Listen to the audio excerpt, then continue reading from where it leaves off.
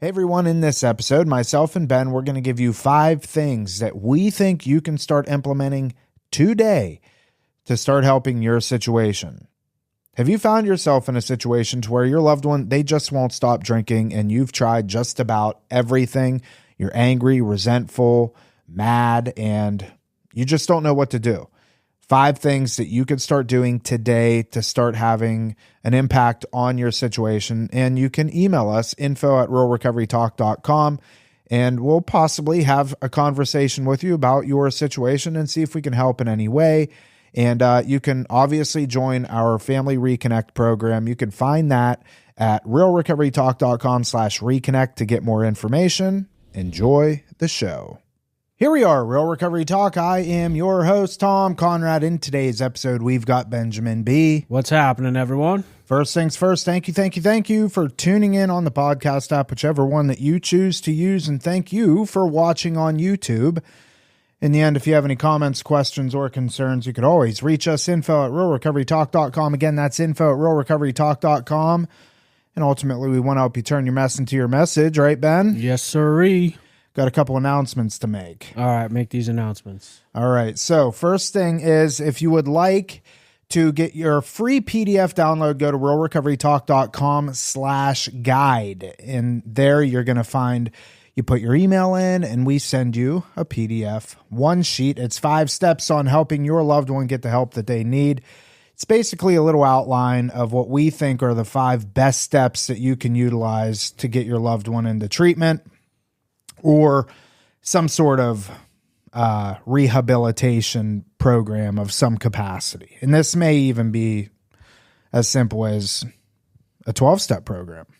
Okay, so that's number 1.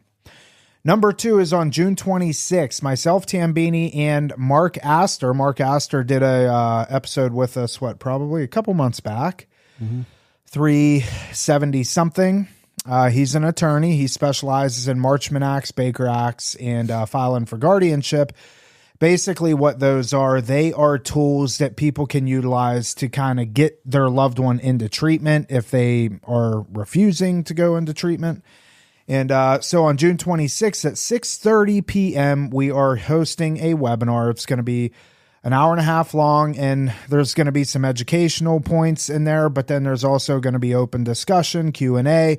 So you'll be able to ask us questions, and you'll be able to obviously ask Mark Astor any questions that you would have for him when it comes to the legal aspect of, addiction and stuff like that. So that's June 26th at 6:30. And to register for that, you can go to realrecoverytalk.com/webinar, realrecoverytalk.com/webinar, register there, and you'll get all the details.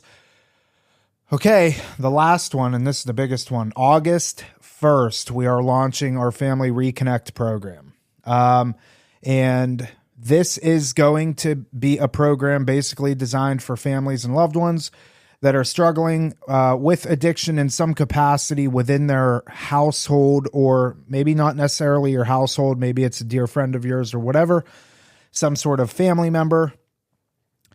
We're launching the Family Reconnect program. Basically, what you're going to get with that, you're going to get a full curriculum that us specifically, myself, Ben, and Dr. Tambini, we went through and we thought from our perspective, what are the best things that parents, family members, loved ones, what are the best questions that they can ask themselves? What are the best things that you can do for yourselves? What are the most important talking points that we feel need to be discussed when it comes to addiction and alcoholism?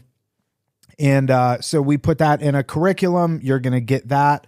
And you meet with us every 2 weeks. And you'll have 2 hours. I don't know if we did an hour and a half or 2 hours of discussion time with either myself, Ben, or Dr. Tambini. And then there's a couple other things that come with it, videos and stuff like that.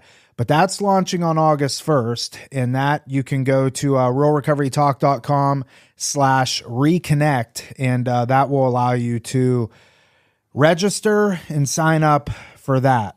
Am I missing anything? I think you got it all. That was a lot. Oh, one more thing. Oh, I need to pre-record this and just so I can drag and drop and not have to do this every time. If you would be interested in doing a live call with us, this is something that we're going to start, and we haven't done this before, and we're going to start doing this over the next couple of weeks.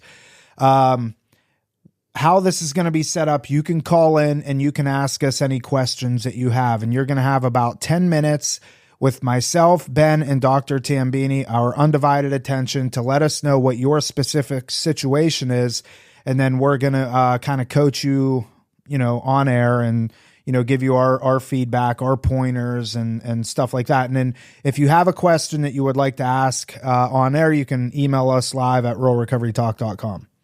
I think that's it. Good? You have anything to add? I'm excited about the live call-in thing. Yeah, it's cool. You know where I got that from?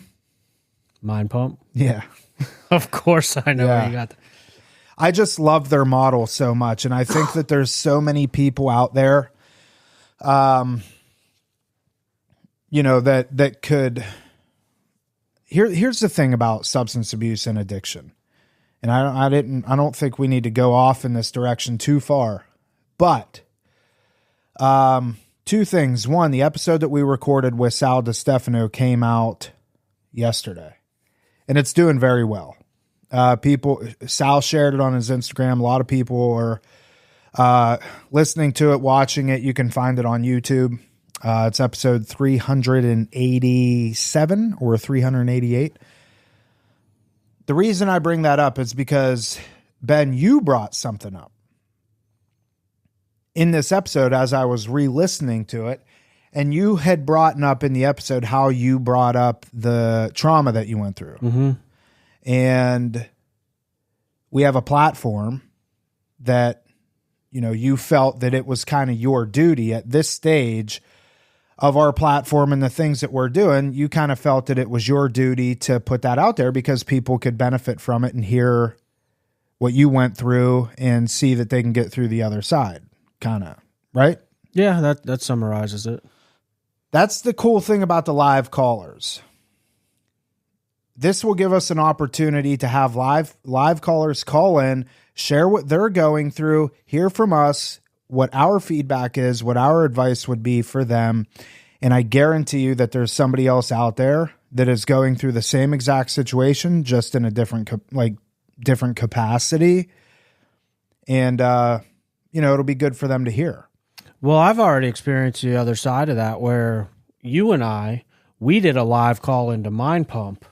And when you and I showed up to the conference where we podcasted with Sal, people actually approached us. And there was one lady in particular that really stuck out, the lady that I met at the front desk when we were checking in for the conference. And she had basically come out and said, like, oh, I heard you guys on Mind Pump, and I went through all the same stuff.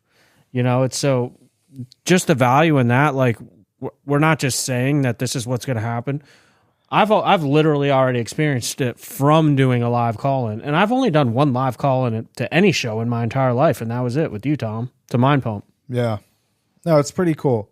So you could do that. Go to live or email us live at ruralrecoverytalk.com. And what we'll do is we'll send you like a PDF document, basically a DocuSign saying that you're allowing us to use your voice and your face and stuff, because it's going to be like a Zoom call. So we're going to record it, yada, yada, yada. And then we're going to post it up on all of our stuff. So live at ruralrecoverytalk.com. Make sure you do that. Okay, let's get into today's episode. So Ben and I, it's been a minute, right? Dude, I was sick last week. I missed every day except for Friday last week. Yep. I had like over 100 fever for 4 days. Something happened the week before.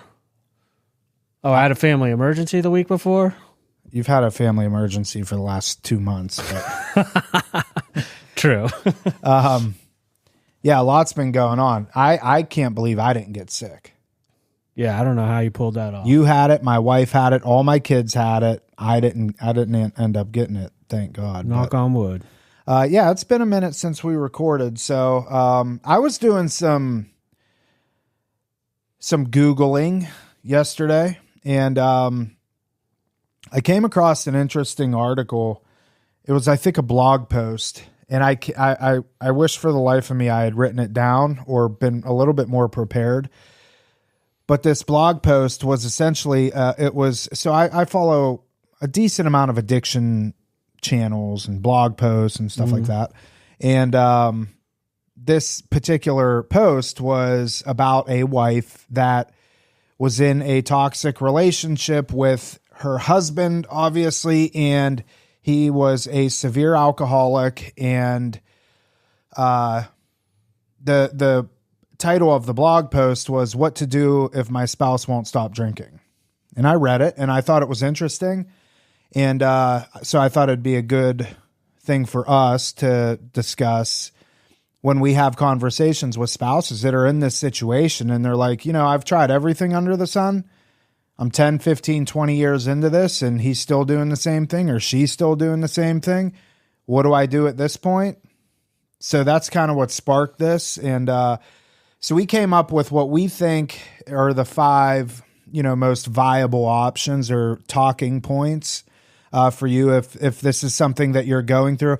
And I think the cool thing about this is obviously it goes both ways. It goes husband to wife, wife to husband, or husband to husband, wife to wife, right?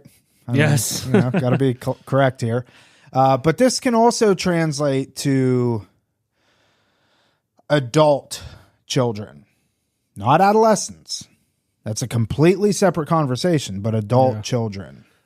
Let me say this too. I've been doing some reconnaissance of my own, and I got to give credit to Tom on this one. He suggested that we go through Facebook and look at some of the family support groups that are out there. And there's 3 in particular where I asked to join. I got accepted in. And 3 of these Facebook groups, basically what I picked up on. Now, don't get me wrong. The entire group is not like this, but I would say probably 70 to 80% of it, the members in these 3 groups, jump into this thread and they just vomit all over this Facebook page, their situations. And I'm sitting there like thinking to myself, all right, there's this one group in particular, there's over 5,000 members in it. And it's just story after story after story of people just vomiting their situation all over.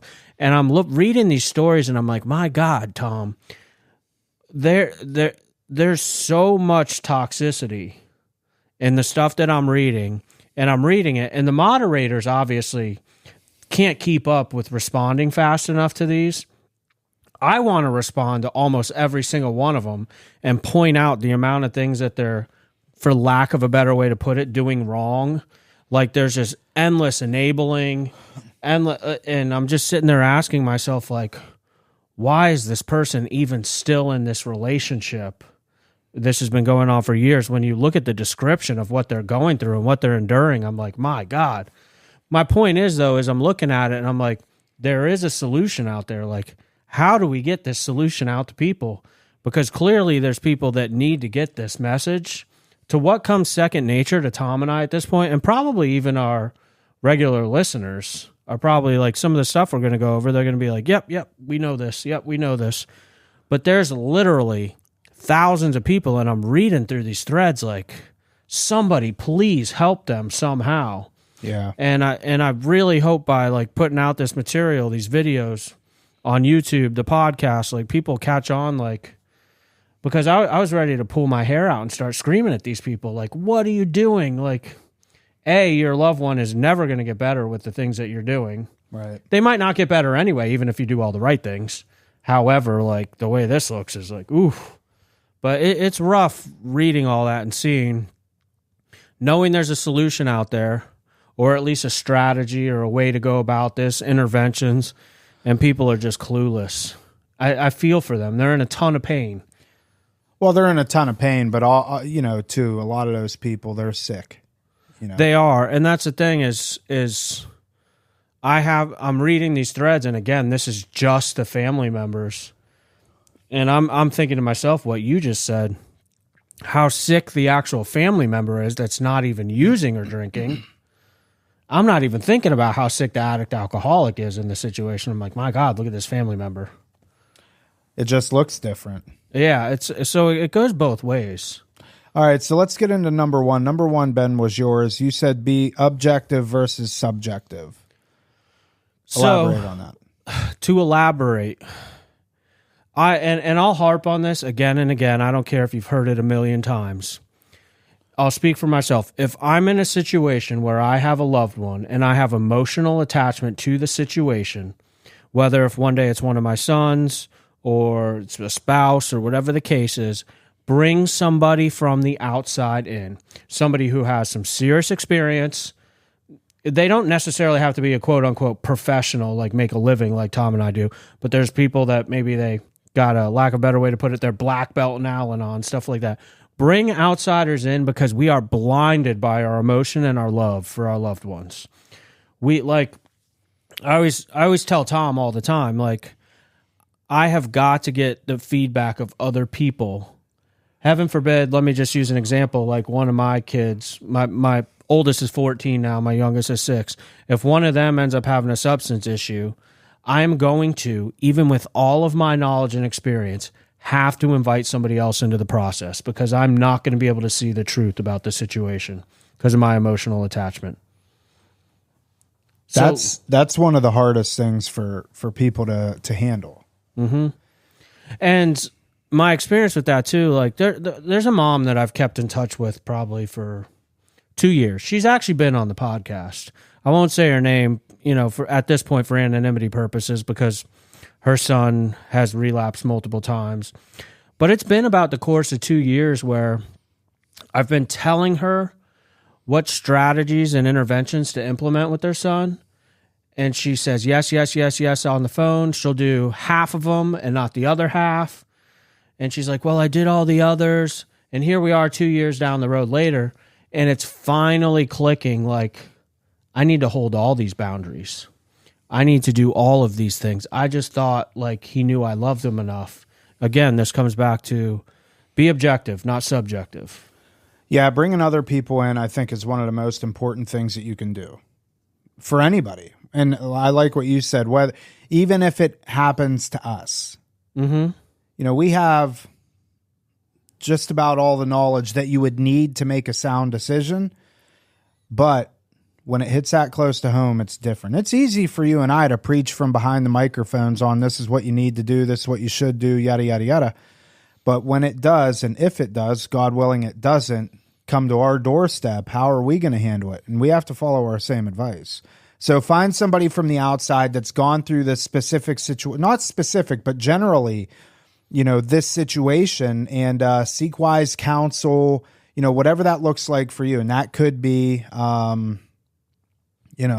through Way of Al-Anon, Celebrate Recovery, the church, hospitals are a great resource. They have, hospitals have a lot of resources there through their case managers and stuff like that. If you have somebody that, I don't know, maybe your husband is suffering from alcoholic pancreatitis or something, and he's in the hospital and you're there visiting him and you're pissed off and you're angry, walk over to the case manager and ask them for whatever resources they have to maybe help you understand the situation a little bit better. And you can obviously reach out to us and join the Family Reconnect program, which you can join that at realrecoverytalk.com/reconnect, and we can help you too. But that's, I think, very important, objective versus subjective. Number 2, we had listed as determine proper boundaries. And Ben, you started to go into this a little bit. Boundaries, I like what you say. Make sure you're willing to put forth boundaries that you're willing to uphold. Mm-hmm. And that, I think, is something we all can say, you know what, I'm not going to do that no more. I know the mom you're talking about. She was a genius at this. She was always said all the right things. Mm-hmm. I'm going to do this. I'm going to do that. I'm going to do this, and I'm going to do that. And then she would do half of them. She's one of my favorite moms. So if you're listening and you know who you are, just know I love you more than anything. Yes, and I mean that course. from the bottom of my heart. Yes, I do too. And I know, and it's, it's somewhat comical in a way that we can refer, and hopefully she laughs at this. And she will. I can see her laughing. We have a good relationship. But here's the thing. There's a lot of moms that listen to us, and you don't know who you are. But I will say this. If you feel this, if this is kind of tugging at your heartstrings a little bit, maybe it is you. That's kind of funny, actually. Is it me, Tom? Is Yeah. it me? We'll be getting Watch, emails. we'll be getting phone calls and Yeah. Hey, I just listened to that episode. Were you talking about me?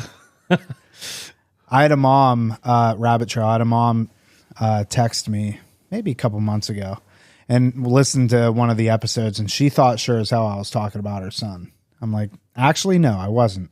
But, this could hold true for that situation as well. Yeah. But going back to the boundaries, I mean, whatever these boundaries look like and go back through the whole catalog of podcasts that we've done up to this point, and you hear us talk about boundaries quite a bit, because it's one of the most important things that parents, families, loved ones can do in order to help their loved one get help in any capacity.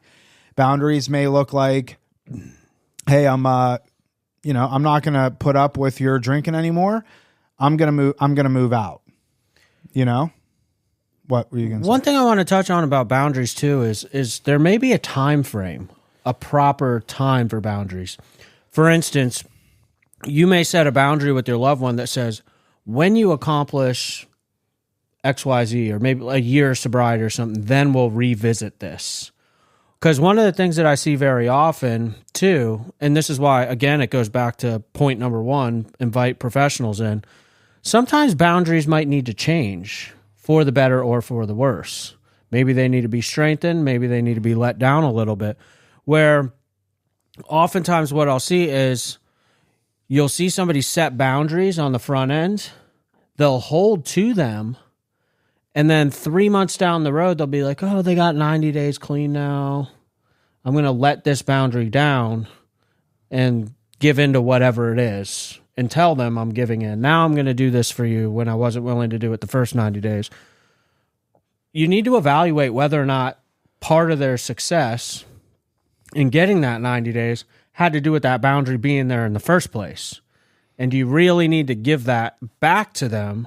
Are you trying to make yourself feel better? Yeah. Or is it something that's really going to help them?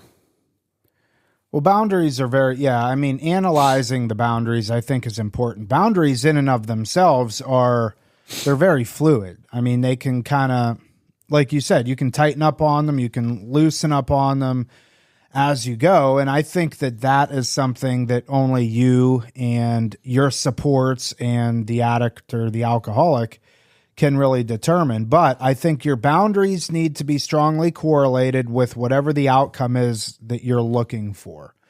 So if you're looking for your spouse or your loved one to just moderate their drinking, well, the boundaries are going to look a lot different. If you're looking for your spouse or your loved one to stop drinking and go into some sort of rehab facility or a treatment facility, the boundaries are going to look a lot different. Does that make sense? Yeah. Well, too, again, this goes back to not just inviting a professional or an outside third party in, but keeping them there in that process too. Because, again, you have to evaluate and reevaluate. What makes Tom and I professionals at what we do with our experience is that this process is not linear, as our therapist would say. It's not black and white. And Tom and I may give somebody a suggestion on the front end and then change that suggestion 90 days down the road because it's a different time with different factors and different circumstances. The reason that we're professionals is we're able to take all the factors and determine the proper course at that point in time. There's strategies we may utilize for certain situations in the beginning that don't need to be continued later on, or vice versa, Well, chances are we know what the outcome's going to be. Yeah. That's the thing. I mean, it's Ben and neither of us. I mean, we went to school, but like kind of school. I mean, you went to school. I really went to school. You really went to don't school. kind of school me. I didn't. I really went to school. I went to school, but put half measures in and kind of cheated my way through. But here I am. Point is that all of the knowledge that we have is based on, a lot of it is based off of experience at this point, working with thousands of families and loved ones and addicts in and of themselves. So, chances are if you give us a 5-minute conversation and tell us what's going on, we'll be able to tell you what's going to happen, and we'll be able to, and it's not because we're geniuses or we're, have some sort of crystal ball. It's just we have seen this time and time and time over. So any suggestions that we give is based off of sound. It's sound advice based off of real life experiences that we've had over and over and over again. So I'll say this, just to kind of throw it out there for the listeners. I would guesstimate for myself, I've probably had direct involvement with probably about 5,000 cases. Where do you pull that number out of? Oh, I just sat down one day and I was thinking about like, okay, at this treatment center, there was a census of this over this many years. I was running groups here, running groups there. I kind of did like a rough estimate. And I mean like really being involved, I would guesstimate like I've probably worked about 5,000 cases. Probably. Yeah. Not just like scratching the surface, but like actually being involved with them. Well, and the sad thing is that is literally like like the head of a needle. Yeah, in terms of the amount of people in this country that's affected by addiction in some capacity. All right, so let's move on to number 3. Number 1 was, again, objective versus subjective, bring somebody in from the outside. Number 2, determine proper boundaries, what those look like for yourself. Number 3 is going to be build a life for yourself. Again, these points, and I want to make this clear, this isn't something that you and your husband have been married for a year, and he's going out on the weekends and he's having 8 beers instead of 6. And you're like, oh my God, my husband's an alcoholic. Like, no, that's not what we're talking about. We're not talking to you. We're talking to married people or long-term relationship people. Again, adult children and parents, whatever this dynamic looks like for you, to where the person that is a drunk or is a drug addict has been putting you through the ringer time in and time out. They've been to rehab. They've been to meetings. They've been hospitalized. They've had health consequences. They've taken money from you. Whatever, all those things. We're not talking about your weekend warriors that like to have a couple extra martinis on the weekend. We're not talking to you. We're talking to the people that have really been through this. Building a life for yourself. I like what you said, Ben, when we were thinking of these points. This is going to be more in preparation for things to go completely south. Yeah. Because you cannot, and this goes back to what we said in point 2, determine what the outcome is going to be, but don't tie your emotional well-being to the outcome, because there's a very high likelihood that the outcome isn't going to be what you want it to be. Well, this idea, number 3 here, came to me through, again, looking at all these situations on Facebook. And like there was one lady in there, she's like, I've been in this relationship for 8 years and I'm hiding his wallet from him and I hold his car keys and I've been doing this for 8 years. And I'm just like, that's crazy. Is that the quality of life that you want? And where I'm going with this is, and this is just, maybe this is life in general. I believe that 2 people, let's say 2 people get married, should be very healthy, independently healthy people that have come together in marriage, where worst case scenario, one ends up being an alcoholic, the other one can split off independently. Like, are you dependent on this other person to have your own life? Or do you have yourself in a situation where you can say, you know what? They're an alcoholic. They have no desire to get better. It's absolutely miserable being in this situation, and I've given it plenty of time to get better. Am I able to even get myself out of this situation? I like the idea of people being independent. Are you a complete whole person on your own? And that's just self-actualization in itself. Yeah. Well, and yeah, just to clarify, we're not encouraging divorce. No. By any stretch of the imagination. No. Again, this goes back to the points that Ben is trying to make is you don't know what else to do. Are you in a position to be able to go off on your own and self-sustain and take care of the kids, because chances are, if whoever this person is a raging alcoholic, yada, yada, yada, the other shoe's going to drop and it's going to be nasty. Let me say it like this. If my significant other were to go to rehab for 4 months, could I take care of my 2 kids and make everything work on my own? And the answer for me right now is yes. Yeah, and I guess to clarify on that point, not to push back, but just to clarify, even if you're not in that position, doesn't necessarily mean that you do nothing. I agree with that, 100%. Because I'll tell you one thing, the one thing that elicits the most change in people is when they have to. Mm-hmm. You know what I mean? So it's like, you know, hey, you had a heart attack. Now finally you're going to stop eating cheeseburgers and ice cream every night. Hey, you know, your husband or your wife is going off to rehab. You're going to have to ante up and deal with the kids for a few months. They're going to have to. You know what I mean? And I think that, but going back to the point, building a life for yourself, I think one major part of this is, we'll just say the non-alcoholic, the non-addict, the quote-unquote normie. And if you're listening, I'm using air quotes, but if you are listening, you know we have a YouTube channel. You can go to YouTube, type in Real Recovery Talk, and you can see us, you know. Ben's got his shorts on today. We went to the beach, Tom. It was Adventure Group Day. Okay. They are kind of funny looking sitting here. What You got shorts on too. Now that I notice. I always have shorts on. No, I don't actually. I never have shorts on. Where was I going? I don't know. Let's just move on to point 4. Yeah, let's do that. Build a life for yourself. You know, be prepared. You know, Be willing to go on vacation by yourself. I know where I was going with this.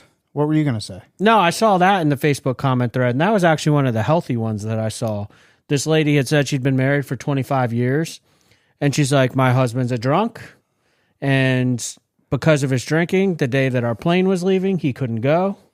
He was blacked out, and I just got on the plane without him and left and went on vacation. That's awesome. To the islands. I'd love to have her on the podcast. Yeah, dude. She's like, I'm not, you know what? Bye. Message her.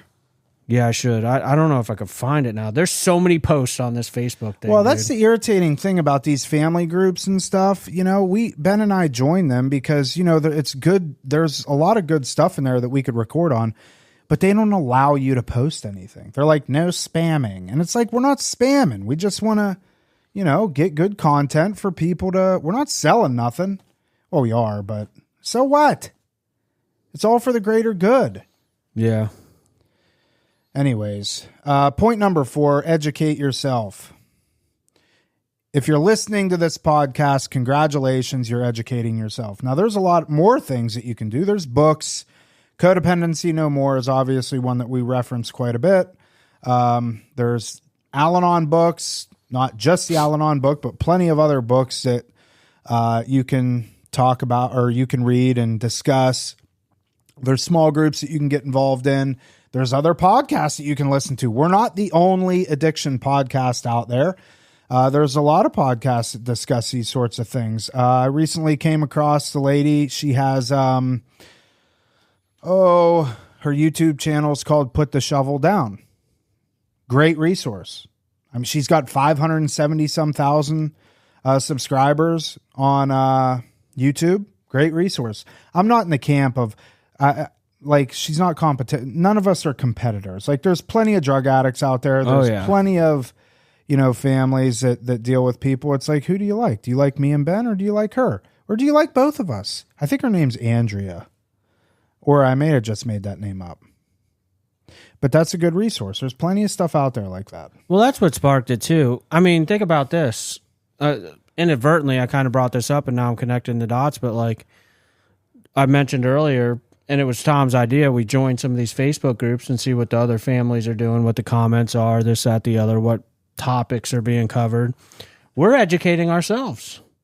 We've been doing this forever.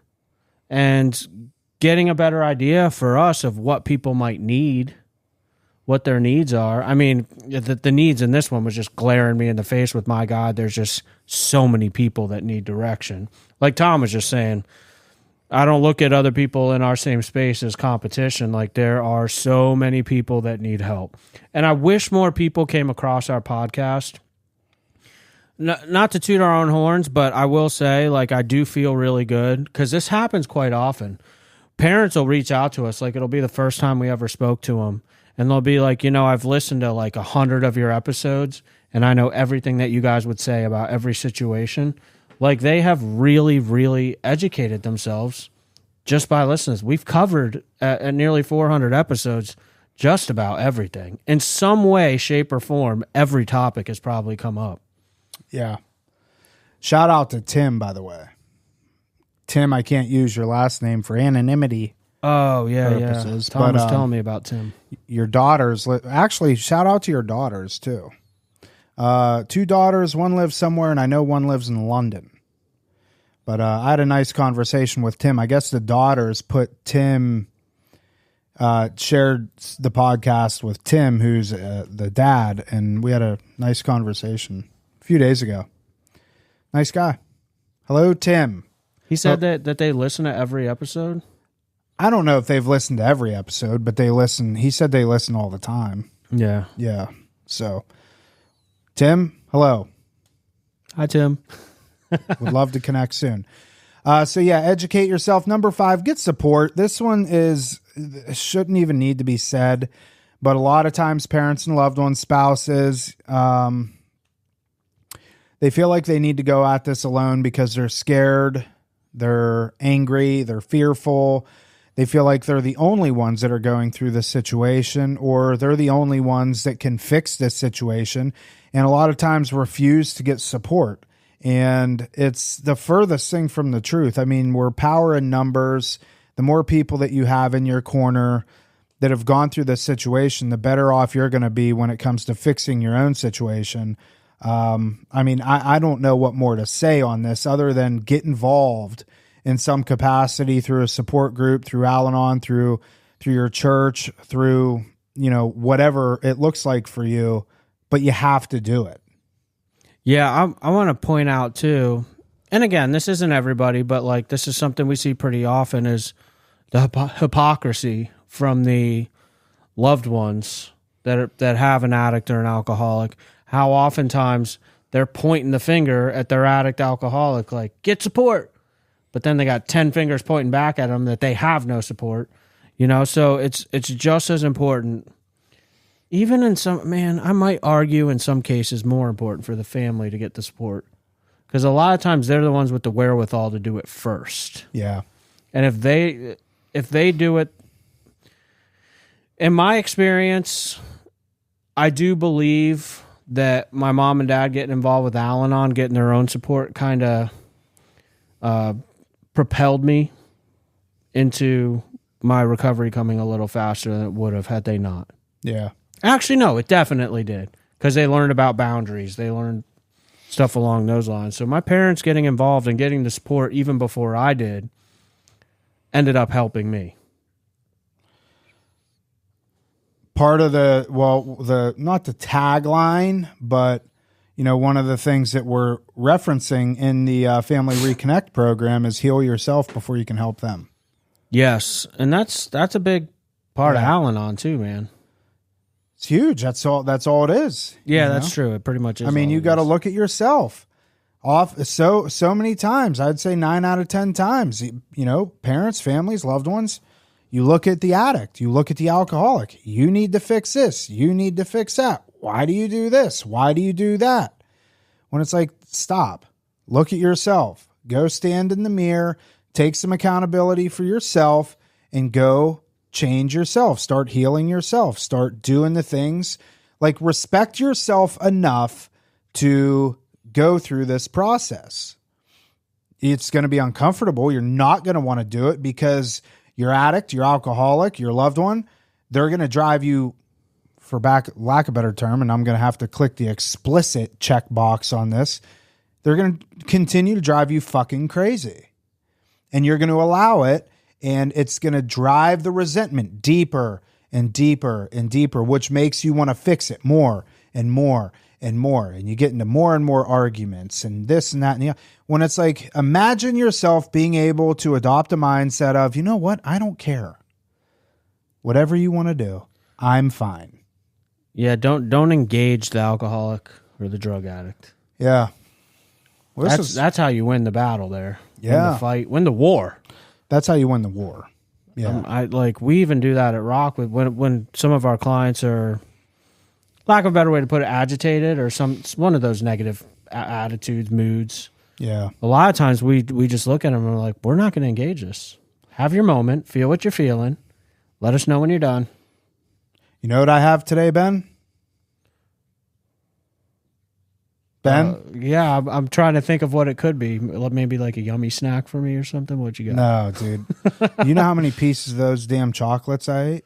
So, yeah, I've been witnessing this. And, Tom, I'm glad you're bringing it up because I feel like this is the perfect time to do an intervention. Tom, I just watched you eat like 15 Kit Kats yesterday. Yesterday? And then today you were sitting there with some chocolate-covered raisins. He holds the bag under his right arm at the lunch table, and he, like, divvies them out to other people. Like, he's like, here, you are deserving of 1. I'll take 3. You hold it like a baby. I'm just teasing you. No, I mean, you're right, though. I think I had like 12 yesterday. For real. Yeah, I probably. But they're the little tiny bite-sized ones. So, 12 of those equals probably, a full bar or two. But then I had, I think, 12 more today. And then Hannah brought those like peanut cluster things, which you had one of those. And I don't care if Billy listens to this. I did have one. As a matter of fact, I think you had 2. I did have 2. Now that you say it. Man, Tom. All right. We're going. All right. What I was going to say is today I have the power of choice. Didn't look like it. I have the power of choice as to whether or not I'm going to engage in a conversation that I know isn't going to be healthy for my well-being. Oh, we're back to boundaries. All right. I thought we were still talking about chocolate, Kit Kats. No, I lost all. I mean, I need to work the steps on chocolate. I've become powerless over chocolate. My life is on its way to becoming unmanageable. Hashtag Ozempic. Ozempic is so bad. I'm not going to do that. Tirzepatide. Same thing. Manjaro. I've been watching a lot of videos on that stuff. Yeah, I'm not going to do it. So it's eating people's muscle away. Well, it's in not a nutshell, eating their yes, it is. In a nutshell, without getting scientific about it. Sal. But no, listen, I heard a really good point, and this was actually Joe Rogan talking about it, where they're trying to utilize this drug to have fat loss. It's a quote unquote easier way to do it, right? Just inject this drug. So people are losing a significant amount of muscle. Yeah. More muscle than fat, actually. Yeah. Is what the studies are saying. Yeah. But then they say to counteract the muscle loss, start going to the gym. But Joe Rogan brought up the point, if people are disciplined enough to go to the gym if these are people that aren't disciplined enough to go to the gym in the first place, that's why they're on the Ozempic to begin with. Like it's... I get that point, but I'm saying what you said is factually not true. Yes, it eats the muscle away. Ozempic does not eat your muscle away. It's not like you inject Ozempic and it goes and eats your muscle tissue. Like crocodile. It's the lack of nutrients that I have a friend of mine. She's been on it now since February. She's lost about 25, maybe 30 pounds. And guarantee you, the vast majority of her weight loss is from muscle tissue. Guaranteed. I'm not saying that I'm pro Ozempic, or not, but what I'm saying is that if somebody, and I somewhat agree with what Joe Rogan says, the parts that I disagree with is that,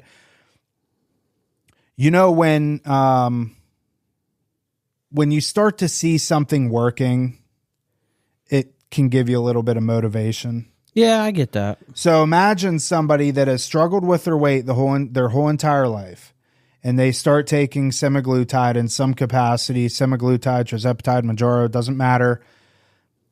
And they lose that first 10 pounds. And they're like, holy shit, I never thought I'd be able to lose that. Let me see what else I can do. Now I'm going to go into the gym and see if I can do, some sort of workout, stuff like that. So that's my hope for it. I'm not pro it. I'm not anti it. I have some in my refrigerator that at any given point in time, I may, venture into just to see what happens. But I hear some people are getting pretty damn sick. Like nauseous. Yeah, I am of the camp. I'm willing to bet in a couple of years the studies come out and the negatives are going to outweigh the positives. Well, they've been around for a long time. It's just now it's starting to really catch hold. Well, it's a peptide, right? Yeah. Yeah. Yeah, it's GLP-1. And they've been around for a long time. If you remember correctly, when we were at the NCI convention, one of the girls had been working with clients for over 2 years that have been taking semaglutide. So it's been around for a substantial amount of time. It's just now starting to catch some legs. And, people are... But I tell you what, it's working miracles for people. It really is. It's pretty fascinating. People like you and I, though, we don't necessarily need it. You definitely don't. Me, I don't know. If I have another one of those bouts with the chocolate bag, I might have to. So I'm with you on the motivating factor. Someone might need that mental spark. Nobody's like Joe. I mean, not Joe Rogan he's an absolute crazy person. He's a very self-driven, extremely motivated, disciplined. But discipline's a word, to say if you have the motivation to go to the gym with or without Ozempic, like, it doesn't work that way, Joe. You should know better. Well, think about it like this. I think about supplements, for instance, something like creatine. Which I started taking now finally. And you know what finally made me start taking it consistently? What? Taking it in gummy form. Oh, interesting. Oh, you bought those that day? I did.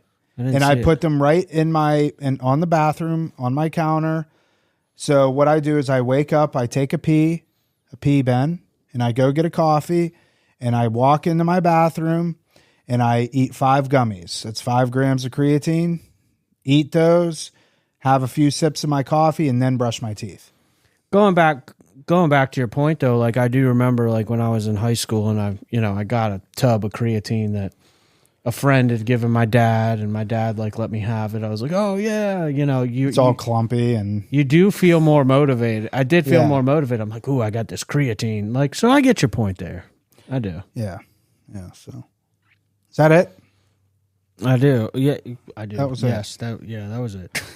All right, that is it for this episode of Real Recovery Talk. Thank you for tuning in on the podcast app, whichever one that you choose to use, and thank you for watching on YouTube. In the end, if you have any comments, questions, or concerns, you could always reach us, info@realrecoverytalk.com. Again, that's info@realrecoverytalk.com. And ultimately, we want to help you turn your mess into your message.